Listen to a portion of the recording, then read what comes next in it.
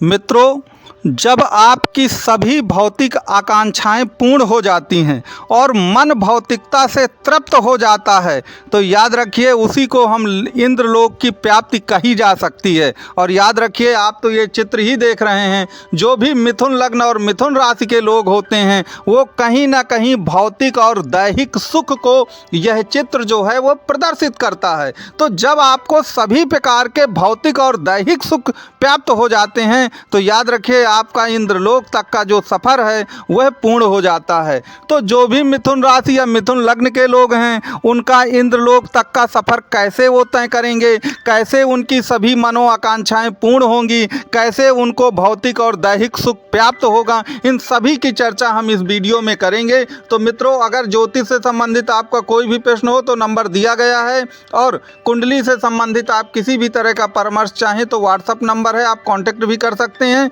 लेकिन शुल्क जो है, चार्जेज वो लागू रहेंगे। तो मित्रों, हर व्यक्ति की ये आकांक्षा होती है, जो भी व्यक्ति इस जीवन में पैदा हुआ है, कि वो भौतिक और दैहिक दोनों सुखों को प्राप्त कर ले। जब उन दोनों सुखों को प्राप्त कर लेगा, याद रखिएगा, तभी आध्यात्मिक सुख आएगा। अगर आप शुरू से आध्यात्मिक सुख से चलेंगे ना तो याद रखिए भौतिकता और दैहिकता का जो सुख है वो आपको हमेशा सताता रहेगा। आपने देखा होगा कितने साधु संत थे जो गंदे कार्यों में पकड़ लिए गए। क्यों पकड़ लिए गए? क्योंकि उन्होंने सबसे पहले आध्यात्मिकता को आजमाने की कोशिश की। जबकि भौतिक और दैहिक सुख जो है, जब तक आप उसको नहीं पा जाते हैं तब तक कुल मिला करके आपको आध्यात्मिक सुख प्राप्त नहीं होगा। और मिथुन राशि और मिथुन लग्न इसके एक बहुत अच्छे उदाहरण हैं। तो आपको ये सब कैसे मिलेगा, इसकी आप चर्चा हम यहाँ से शुरू करते हैं। तो देखिए, आप पहला रूल कुल मिला के याद रखिए। अब वो पहला रूल क्या है कि आपको मालूम है कि इस जीवन में अगर भौतिकता का और कलयुग का कोई सच्चा प्रतिनिधि है तो वो राहु देवता हैं। वह राहु देवता हैं। लेकिन आपको ये मालूम है कि राहु देवता कटे हुए सर होते हैं। तो उनके पास वो इंद्रियां तो हैं, वो सोच सकते हैं, वह सुन सकते हैं, वह सूंघ सकते हैं, वह कुल मिला के बोल सकते हैं, लेकिन याद रखिएगा वह काम नहीं कर सकते हैं। वह प्लानिंग खूब अच्छी कर लेंगे। काम किसको करना है? काम तो आपके कुल मिलाकर किसको करना है? केतु को करना है, जो कि कटे हुए सर के नीचे का भाग है। भाई, काम तो आप हाथों से ही करेंगे ना। काम तो आपके हाथ ही करता है ना सब कुछ। या तो पैर चलता है तो काम तो आपको यहीं से करना है। और लेकिन याद रखिएगा, राहु जो है ना वो बोल नहीं पाता और ना वो सुन पाता है। तो कहने का तात्पर्य ये है कि अगर आपको कर्मयोगी बनना है और सभी प्रकार के सुख चाहना है तो केतु तब तक एक प्रकार से अपूर्ण है जब तक उसे राहु का साथ न मिले, और राहु तब तक अपूर्ण है जब तक उसे केतु का साथ न मिले। तो आपको मालूम है कि आपने सोच लिया, सब कुछ प्लानिंग बना लिया, इम्प्लीमेंट कौन करेगा? केतु करेगा ना। तो केतु को अगर एक्टिवेट करना है, हमें जागृत करना है, तो केतु क्या है? केतु काम करता है, क्योंकि वो सोचता नहीं है। और याद रखिए, केतु सिर्फ काम करता है। अब काम करता है, वो बोल नहीं पाता है। तो आपको एक ही काम करना है कि कम से कम बोलना है और बुद्ध के मार्ग पर चलना है। अगर मिथुन लग्न और मिथुन राशि के लोग बातूनी बहुत होते हैं और अपनी इस हैबिट को अगर वो कम कर दें, और याद रखिए कि सिर्फ काम पर ध्यान दें, बातों पे नहीं, ज़रूरत से ज़्यादा बोले नहीं, तो मेरा ये दावा है कि याद रखिए आपका इंद्रलोक तक का जो सफ़र है वह बहुत आसानी से हो जाएगा।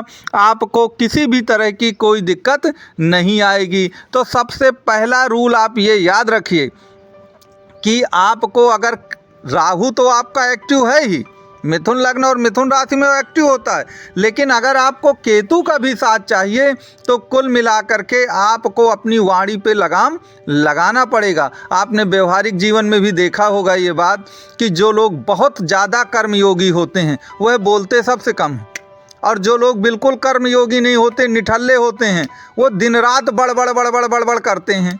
तो हमको कुल मिला के कार्य करना है, बोलना कम है, तभी आप केतु को एक्टिवेट कर पाएंगे और तभी आपकी जो मनोकामनाएं हैं वो पूरी होंगी। अब प्रश्न ये उठता है कि कुंडली के आखिरकार ऐसे कौन से भाव हैं जो आपके जीवन में बदलाव लाते हैं और आपकी सभी प्रकार की मनोकामनाएं पूर्ण करते हैं, भौतिक और दैहिक कामनाएं। तो याद रखिए, आपको हमको सबको मालूम है कि लोग कहते हैं ना कि यार उसकी भाग्य बड़ी अच्छी है और भाग्य ने देखा उसको जीवन को ही उसके बदल दिया। हम ये बातें करते हैं हम लोग अपने व्यवहारिक जीवन में। तो याद रखिए, कुंडली का जो नवम भाव है या तो वह आपके जीवन को बदल देगा, भाग्य आपके जीवन को बदल देगी, या कुंडली का जो दसम भाव होता है वो कर्म का होता है। तो हम लोग क्या कहते हैं कि यार वो व्यक्ति ने इतना जीवन में अधिक परिश्रम और कर्म किया है कि कुल मिलाकर उसका तो जीवन बदलना ही बदलना था। तो जीवन में बदलाव दो ही भाव लाएंगे कुंडली के, एक नवम भाव और एक आपका दसम भाव। यही जीवन में आपके बदलाव लाते हैं। इसीलिए देखिए, भाग और कर्म के बाद जो 11वां भाव होता है कुंडली का, एकादश भाव, वह इच्छा पूर्ति का ही होता है। अगर आपने अपने नवम भाव और दसम भाव को जागृत कर लिया तो मान लीजिए कि आप अपनी इच्छा पूर्ति के भाव को जागृत कर लेंगे, क्योंकि उसके बाद वही भाव आता है। लेकिन उसके पहले हमको नवम भाव और दसम भाव को जागृत करना बेहद ज़रूरी है। तो आपको ये मालूम है कि जो भी मिथुन लग्न या मिथुन राशि के लोग हैं, उनके नवम भाव पर इस समय शनिदेव हैं।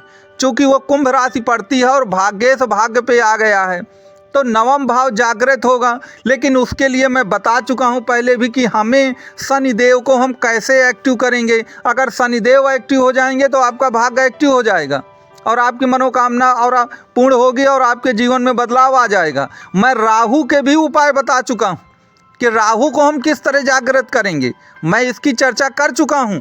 तो याद रखें, अगर आपने राहु को जागृत कर लिया, चूंकि राहु आपके दसम भाव पे इस समय चल रहे हैं मीन राशि में, तो दसम का राहु और नवम का शनि, याद रखिए, आपके हर प्रकार के भौतिक और दैहिक सुख की प्राप्ति करा देगा। इसमें आपको किसी भी तरह का कोई संदेह नहीं रहना चाहिए। अब यहाँ पर प्रश्न ये उठता है कि फिर वही लोग पूछेंगे कि जो नवम और दसम भाव है उसको हम जागृत कैसे करें। तो देखिए, मैं एक उदाहरण देकर कहता हूँ कि नवम भाव भाग्य का है, वहाँ पर शनिदेव आपके मालिक हैं।